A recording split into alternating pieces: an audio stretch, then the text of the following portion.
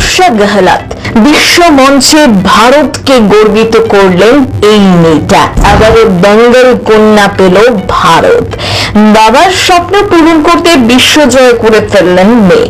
কুস্তির অনূর্ধ্ব 20 বিভাগে বিশ্ব সেরা হলেন তপস্যা। বুলগেরিয়া সামাকভে 57 কেজি বিভাগে ফাইনালে হারালেন নরওয়ের ফেলিসিতাস দোমাজেভাকে।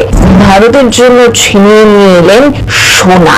জানেন তপস্যা কিভাবে হয়ে উঠলেন কুস্তিগির? ছোটবেলা থেকে প্রপিতামহ চৌধুরী হাজারিলালের কাহিনী শুনে বড় হয়েছিলেন। শুনেছেন কিভাবে তার বাবার ঠাকুরদা হরিয়ানার ঝজ্জরে খানপুর কালাম গ্রামে বেঙ্গলে দাপট দেখাতেন। বাবার ইচ্ছে ছিল তপস্যাও নাম করা কুস্তিগির হবে। সেই স্বপ্ন অবশেষে পূরণ হলো।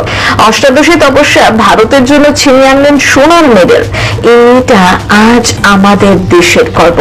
আরো এক বেঙ্গল কন্যা পেল ভারত। তবে হরিয়ানার ঝজ্জরে খানপুর কালাম গ্রামের এই সাধারণ মেয়ের বিশ্ব চ্যাম্পিয়ন হয়ে ওঠার পথটা এতটাও সহজ ছিল না। তপস্যার বাবা পরবেশ গেহলতও কুস্তিগির হতে চেয়েছিলেন, পারেননি। শেষ পর্যন্ত সব আশা ভরসা ছিল তপস্যা। মেয়েকে কুস্তিগির বানাতে গিয়ে কম কথা সহ্য করতে হয়নি, তবুও থামেননি।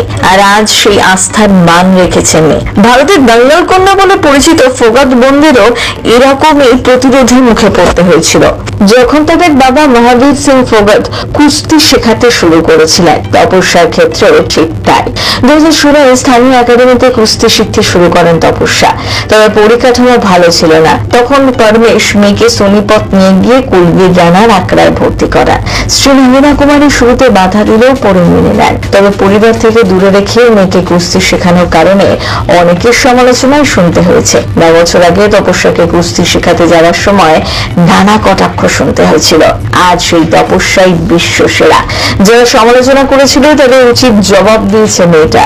দেশের হয়ে কিছু করার তাগিদই তপস্যাকে সাফল্য এনে দিয়েছে। তপস্যা রাজ্য এবং জাতীয় স্তরে অনেক ট্রফি জিতেছেন। গতবার অনূর্ধ্ব 20 বিভাগে এশিয়ার সেরা হন। ন্যাশনালসের সোনা জিতেছেন। এবার সিনিয়র বিভাগে লড়বেন। বিশ্ব চ্যাম্পিয়নশিপে জাপানের সোয়াকা উচিদাকে হারিয়েছেন, যিনি আগের 40টা লড়াইয়ে হারেননি।